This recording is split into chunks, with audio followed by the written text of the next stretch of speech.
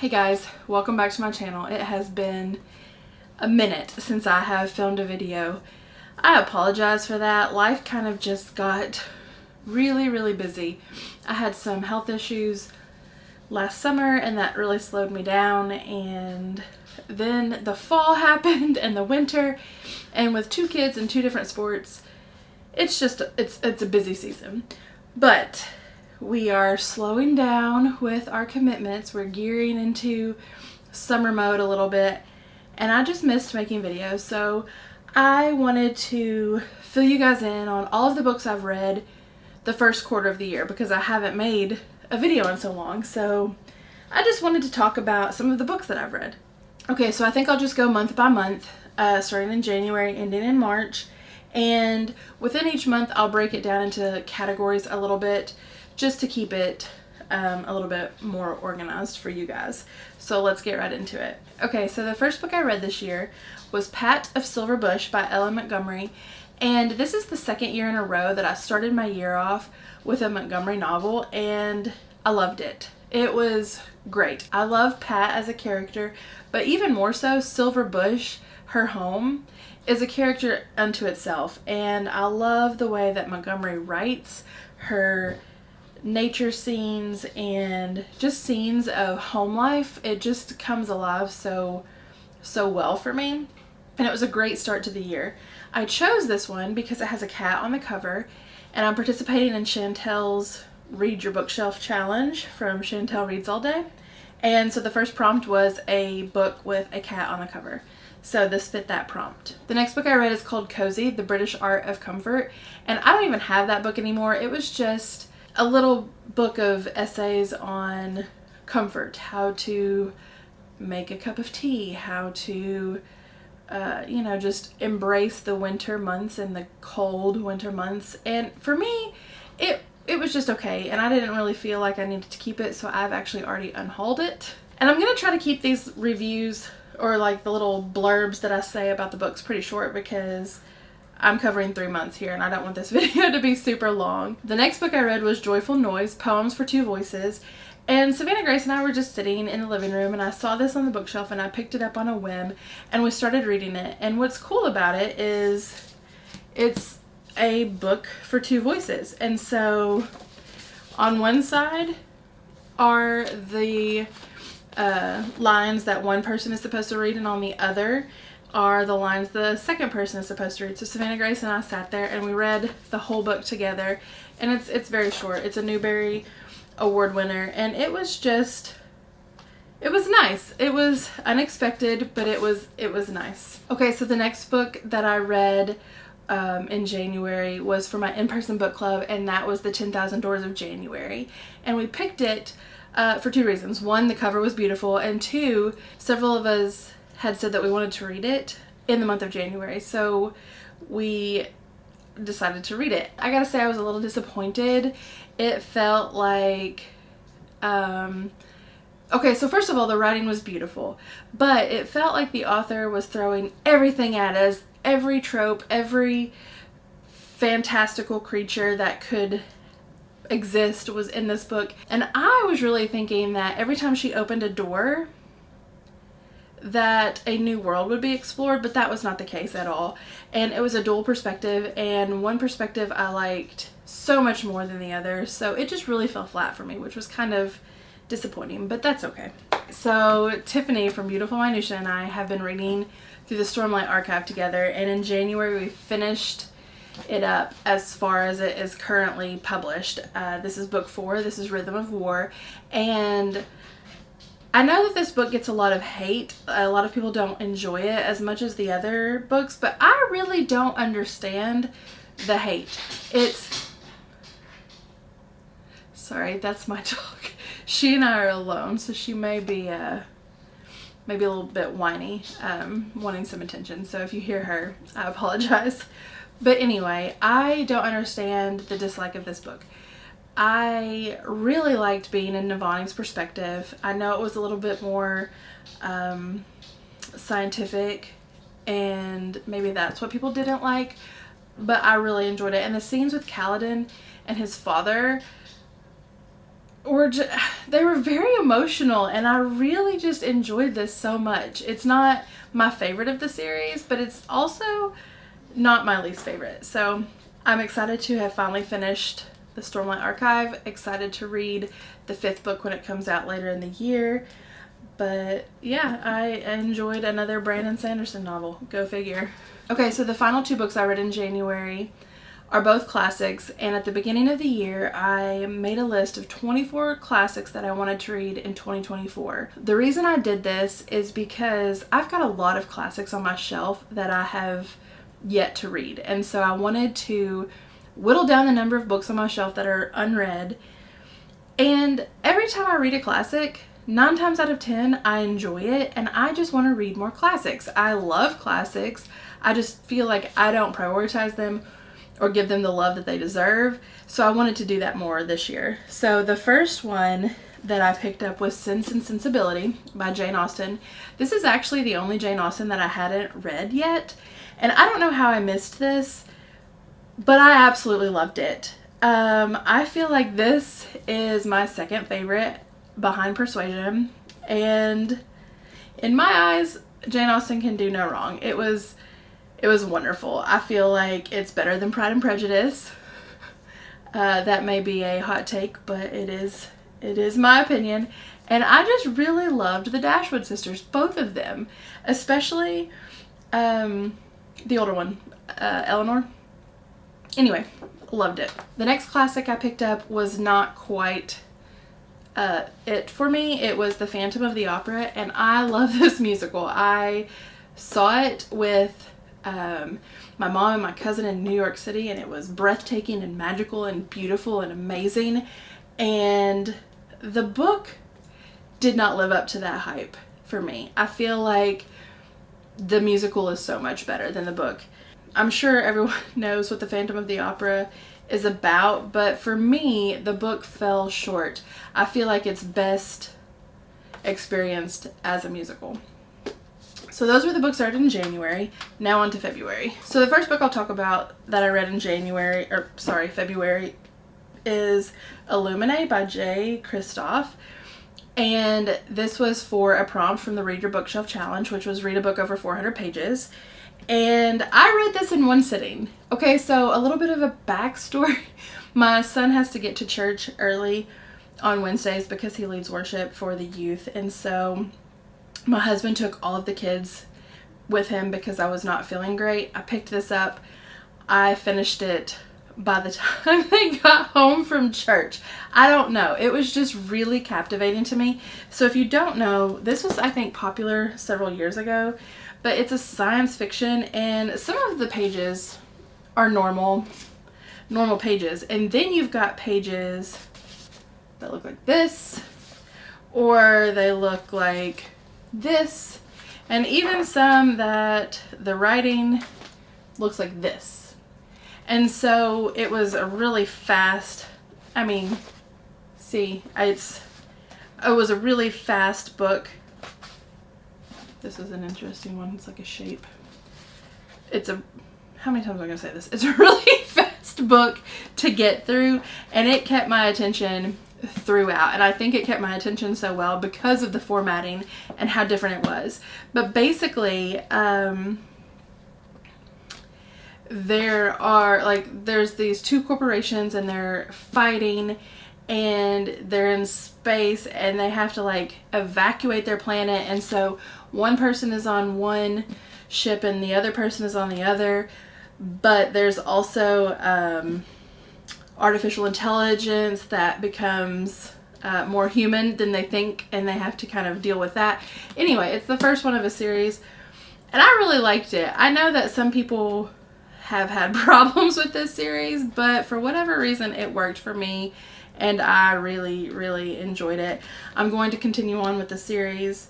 But yeah, one thing that did not work for me though, however, so it's like files, it's like a file of things. Wow. I'm a little rusty here, okay? So forgive me. But one thing I like about it is that because of that, it's like a government thing. Curse words are redacted. They're just black.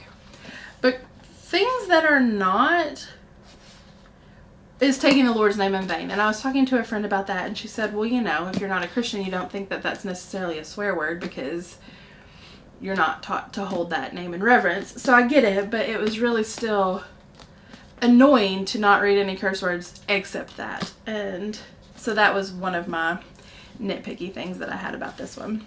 Another book I read in February was The Wonderland Trials. It's a retelling of Alice in Wonderland. And I love Alice in Wonderland, so I thought that I would really like this book. I was actually pre-reading it for my daughter because I didn't realize that it was from a Christian publisher. But once I realized that, I was already halfway through, so I just kept going. And it was okay. It wasn't the best. It felt kind of, I don't know, just one dimension. I feel like the world and the game that they're playing, this Wonderland trial that they're playing, could have been so immersive and so well developed, and it just wasn't. So it kind of fell flat for me. Another book that I read that I owned, but I have already gotten rid of it because I don't think I'll ever read it again, was Evie Drake Starts Over. And I feel like I just picked it up because it was February and it was a romance that I had on my shelf. So I appreciated the fact that it was a closed door romance. But again, it was nothing special or nothing that I wanted to reread, so I got rid of it. But essentially, Evie Drake is on her way to the hospital to see her husband, and her husband has died in a car crash, and so she has to start over and deal with all of the grief and the issues that come with that. And she has a friend who is a baseball player, and he no longer can pitch, and so he's going through his own thing, and so he rents a room from her in her house, and they become friends, and then they fall in love. Well, I mean, spoiler alert, I guess, but you know, it's a romance, so you can kind of gather. But anyway, it was good.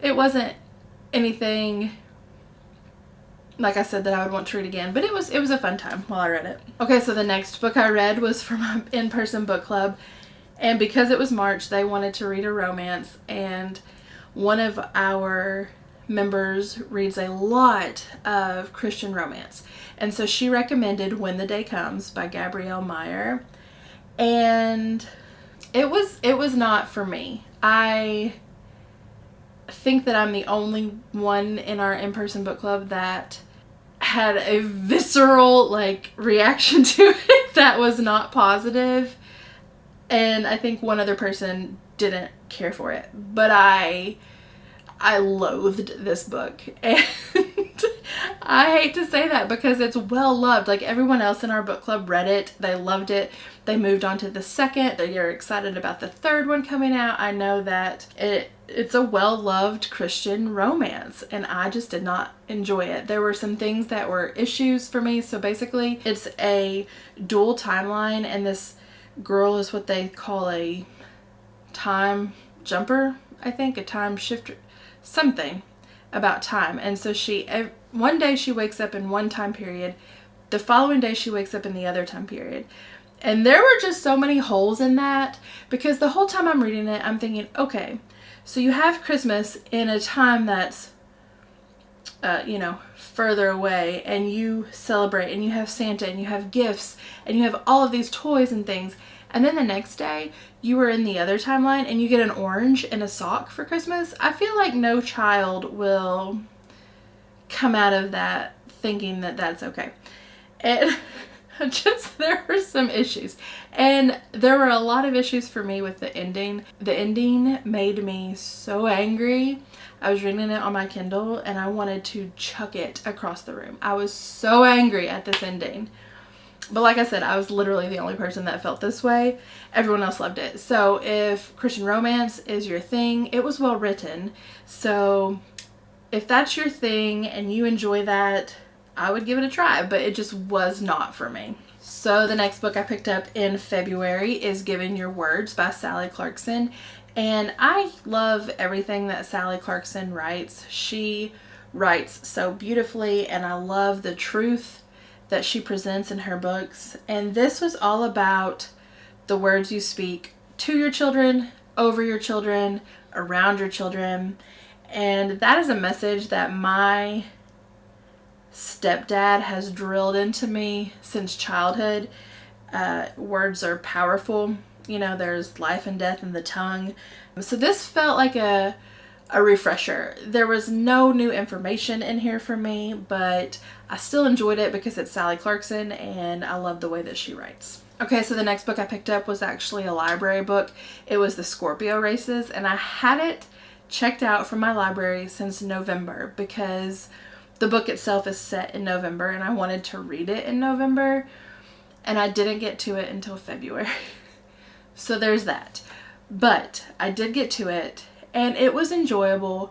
It's about water horses, these magical water horses, and every November they come to the shore and they have a race, and they're not like normal horses. They eat meat, they eat people, they're savage, like they're wild, and they drag you under the surf, and they're just very dangerous and scary. So it focused on a girl who wanted to enter these Scorpio races. And I really wish there were more about these horses because they were so cool. They were so cool. And I feel like the author just skimmed the surface on what this book could have been. I didn't really care about the reasoning why she wanted to be in the race. I just wanted more horses, and it didn't deliver, so it was kind of lackluster for me. Okay, so the two classics I picked up for February were Three Men in a Boat by Jerome K. Jerome, and I really enjoyed this. It's about these guys that go for a ride on a boat down the river, and they're just telling stories about mishaps that have happened to them. They're, you know, three buddies, and the whole time, I could just picture my son, because he loves being on the water. He fishes all the time. He's in the creek in our backyard all of the time. He and his buddies are in the woods all of the time. And I could just picture Aiden and his friends on this boat telling stories about all of their mishaps. And it was just so funny and so enjoyable for me. So I really, really liked this one. And the final book that I read in February was probably my favorite, and it was My Antonia. Oh my goodness, I loved this so much. I had this on my TBR last year multiple times, and I never got to it because, I don't know, the cover looks kind of boring. So I thought it would be terrible. I thought it would not be interesting at all, but the way Willa Cather writes about nature in prairie life in Nebraska was amazing. I didn't realize that I wanted to be a Nebraskan prairie person, but apparently I do because I love this book so much. It just, I don't know, it kind of reminded me a little bit of the feeling I got as a child when I would read Laura Ingalls Wilder. My favorite book in that series was Little House on the Prairie. Maybe I'm a prairie person. I don't know. Maybe I need to visit Nebraska. Anyway, this is a good one. I highly recommend My Antonia. And this isn't even the first book in the series, but I guess you don't have to read them in order. But I will definitely be reading more of her works. All right, now we're up to March. And March was a phenomenal reading month for me. I enjoyed virtually everything I read this month. There were a few exceptions, but I loved everything. I participated in middle grade March, and so I'll go over all of the middle grade books that I read first, and then I'll get into the other books I read as well. Okay, so there were several prompts for middle grade March, and so I tried to choose a book that I already had on my shelf that fit those prompts. So the first prompt was read a debut novel, and this was kind of difficult for me to find one on my shelves. I kept Googling all of the books on my shelf. Is this a debut? And they weren't. So I finally found one, and It's Like This Cat. And this is about a boy in New York City in the 60s. Yeah, New York City in the 60s.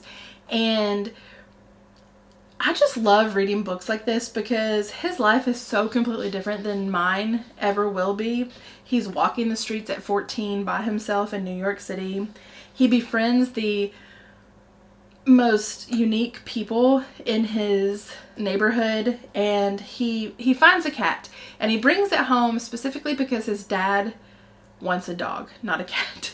And so this cat brings people together in his neighborhood. It helps mend the relationship that he has with his father, and it was just a really good book, and I really enjoyed it. The next prompt was read a book about an immigration or refugee story, and so I picked up 90 Miles to Havana. It's about 3 brothers who have to escape from Cuba to Miami, and it's all about their life in a camp for children that get separated from their parents while they're waiting for their parents to come to America from Cuba. And it's interesting because, you know, they have to, one, learn what it is to live in a new country, and 2, they also have to figure out who they are in this like pecking order of kids, and there are bullies and they have to figure it out, and there's always like this threat of some of the brothers may be sent to another camp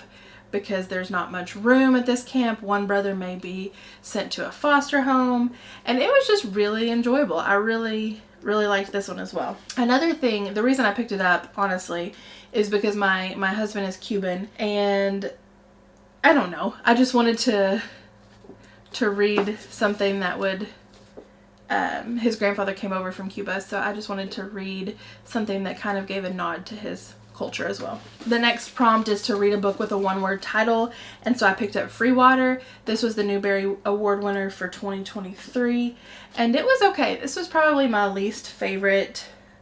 No, it wasn't. This was my second least favorite middle grade book that I read this month, but I still enjoyed it. The reason that I didn't like it so much is because there were so many perspectives. There were probably, I don't know, 10 different points of view in this book, and I feel like it would have made a bigger impact had that number been reduced by half. But this is all about an enslaved boy who escapes from the plantation, and he wants to go north, but his mom is caught, and so he doesn't go north.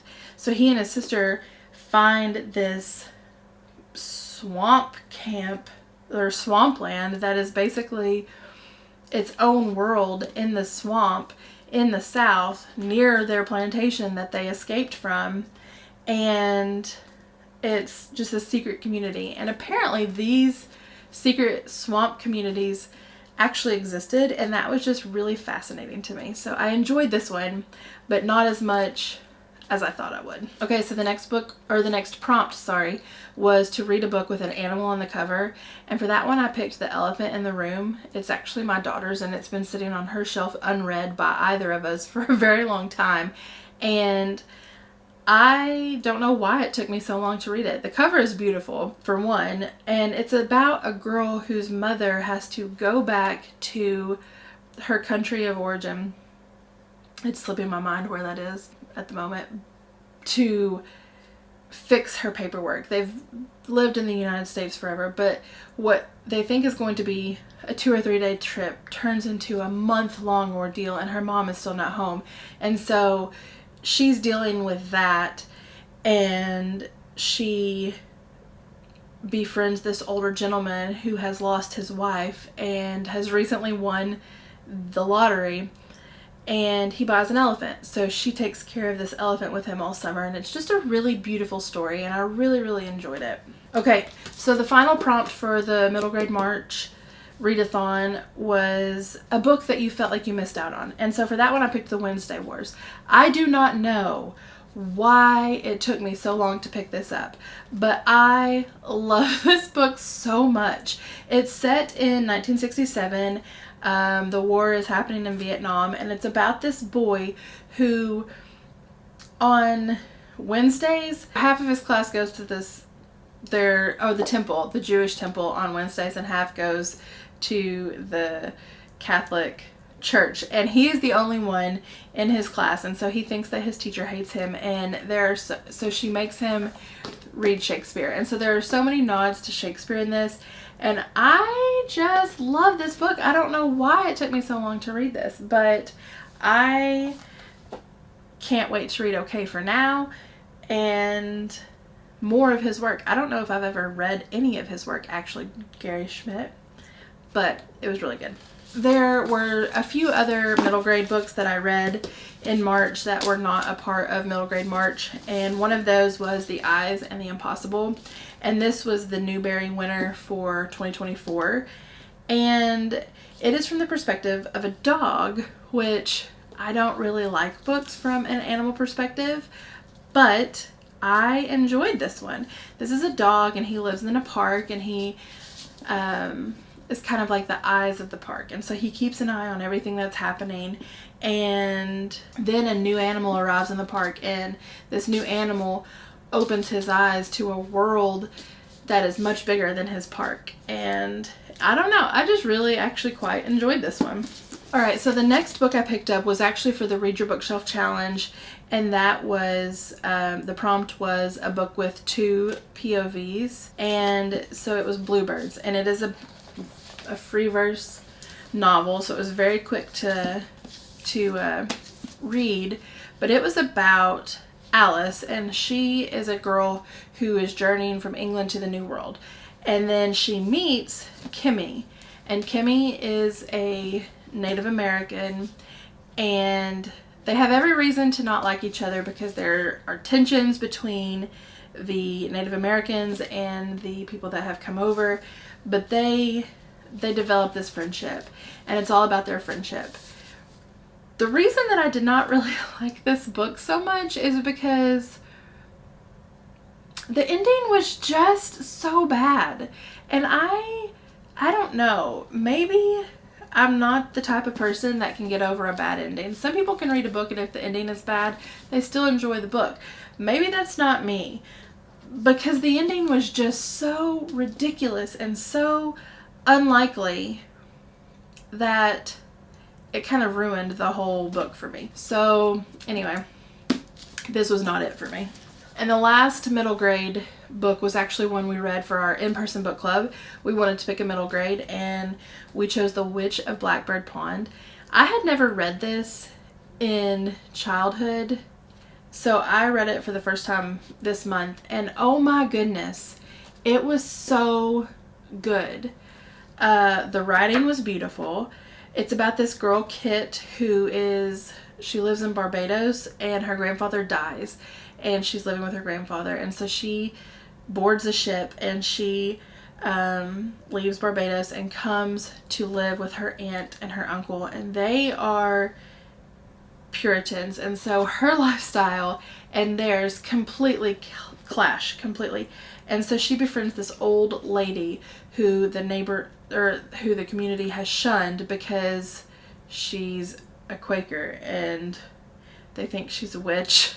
But I really enjoyed this one. It was a lot more mature than I thought it was going to be, and not in a bad way, just I would not necessarily consider this a middle grade, more like a YA. I mean, the protagonist is 16.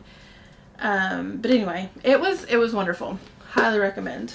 In the month of March, I also read The Tropic of Serpents, which is the second book in the Lady Trent series. And I read this with Tiffany from Beautiful Minutia. We're going to read through the series together now that we've finished Stormlight Archive. Or we've caught up on Stormlight Archive, rather. And this one kind of fell short for me. I love the writing still. I love the way that it's presented. But this one was very political, and the names were so hard to pronounce that it was pulling me out of the story. I would just sit there and think, how in the world am I supposed to pronounce this? And there were so many different names that it was hard to keep track of who was who. And my biggest complaint was the lack of dragons. I mean, there were very little dragons in this book, and they didn't come into play until the very end. So the first, I'd say, maybe the first half of the book really dragged for me. It was very just learning new names and learning new tribes and all of this. But then the second half, when she actually went to find these dragons and went on her task, I guess, I don't want to say too much, that's when it picked up for me quite a bit.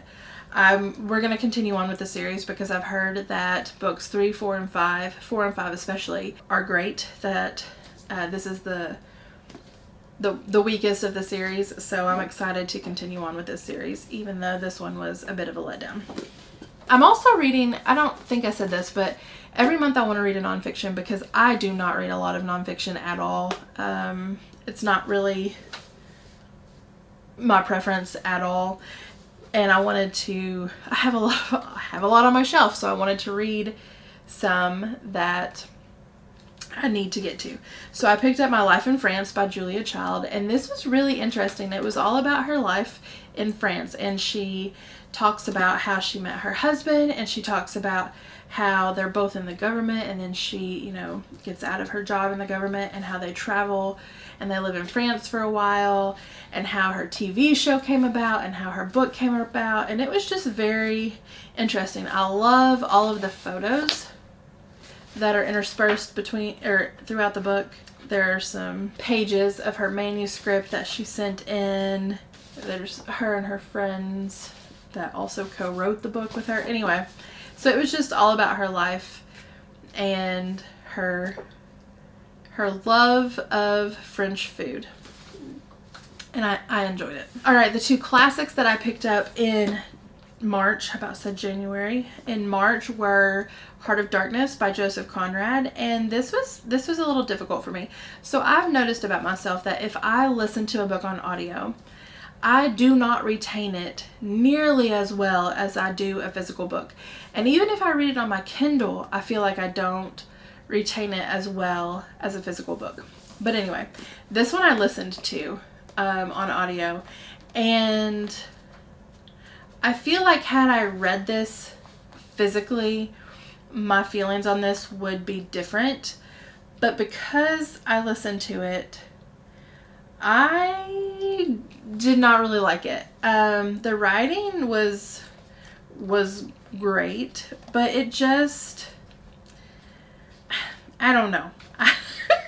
Honestly, like, I don't know. I would be willing to read, like, this is one story in this book of short stories. So this is Heart of Darkness right here.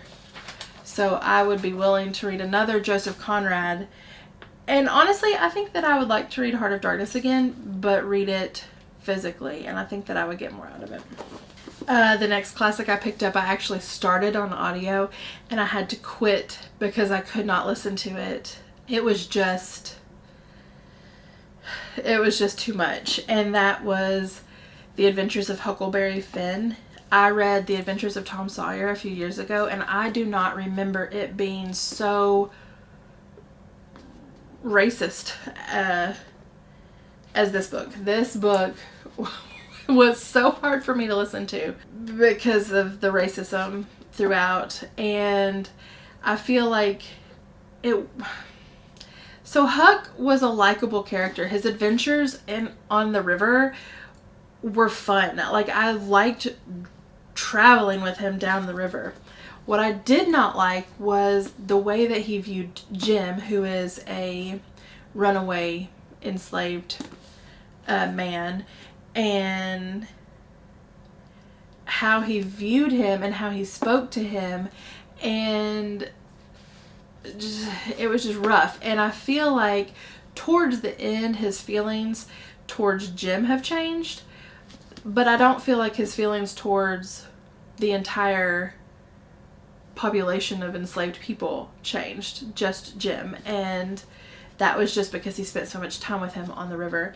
And when Tom Sawyer came into the picture of this book at the tail end of it, I just did not care for it at all. It was a rough read for me. Yeah, I don't know. I don't really know what to say. Okay, so I've got one last chunk of books that I read in March. Two actually I read in January, but they're all together, so I figured that I would just talk about them together. And that is Spy Family. I read books 1 and 2, or volumes 1 and 2 at the end of January, and I love this family. So this is a manga series about a spy, and his mission requires him to have a family.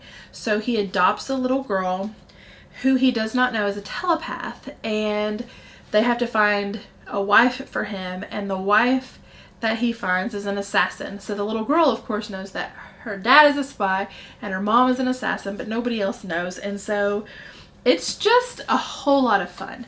It's just, I don't know. These characters could be doing anything and I'd be here for it.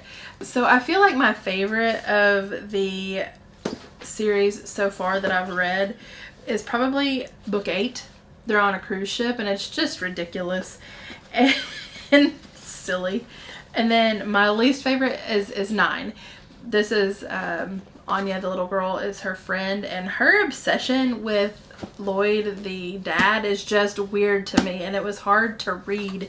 It was just strange. Not funny, just weird. So anyway, so I would highly recommend this manga series though. It's a great one to get started, I feel like, because I don't read manga. I would like to read more manga. I just am a little bit scared. But this one is a lot of fun, and so I'd recommend it if you're looking to get into manga. So that's it. Those are all of the books that I read in January, February, and March of this year. I'd love to hear in the comments what books were your favorites of the quarter. Did I have any hot takes? I feel like the Gabrielle Meyer book, When the Day Comes, may be a hot take. I feel like I'm definitely in the minority on that one, but anyway, I'd love to hear from you in the comments. Thanks for watching, and I'll see you next time.